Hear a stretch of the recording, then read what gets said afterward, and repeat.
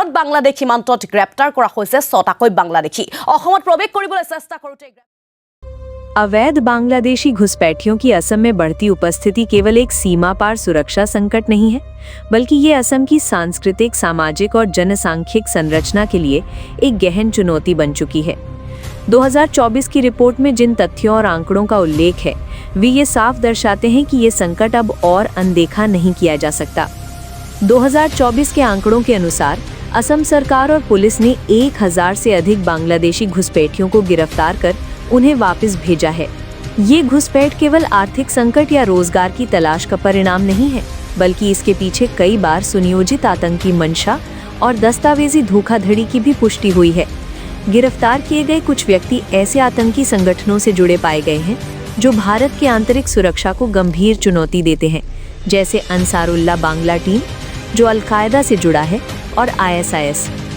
असम की संस्कृति, भाषा और अस्मिता सदियों पुरानी है, किंतु जब अवैध घुसपैठिया आधार कार्ड, मतदाता पहचान पत्र और अन्य दस्तावेजों की जालसाजी कर राज्य की नागरिक व्यवस्था में घुसपैठ कर लेते हैं, तो ये सिर्फ कानून का उल्लंघन नहीं, बल्कि राज्य की पहचान को मिटाने की प्रक्रिया बन जाती है। रिपोर्ट के अनुसार कुछ बांग्लादेशी नागरिकों ने न केवल दस्तावेजी पहचान प्राप्त कर ली, बल्कि स्थानीय समाज में पत्नी, बच्चों, मकान और व्यवसाय के साथ पूर्ण रूप से बसने का प्रयास किया।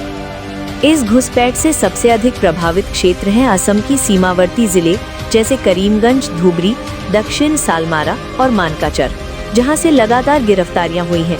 कई मामलों में ये घुसपैठिए जम्मू कश्मीर या अन्य राज्यों की ओर बढ़ने की कोशिश करते पाए गए। मुख्यमंत्री हिमंत बिस्वा शर्मा ने स्पष्ट रूप से कहा है कि पिछले 5 महीनों में किसी हिंदू घुसपैठिए की पुष्टि नहीं हुई है, जिससे ये स्पष्ट होता है कि ये घुसपैठ एक विशेष मजहबी वर्ग से जुड़ी है।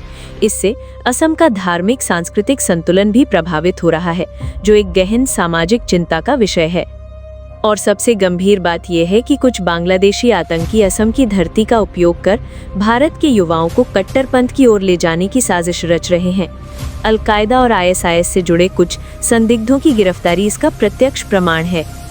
इसलिए आज ये केवल सरकार का कर्तव्य नहीं, बल्कि हर असमिया नागरिक का दायित्व है कि वो राज्य की सांस्कृतिक और जनसांख्यिक अस्मिता की रक्षा के लिए सरकार के घुसपैठ विरोधी अभियान का समर्थन करे।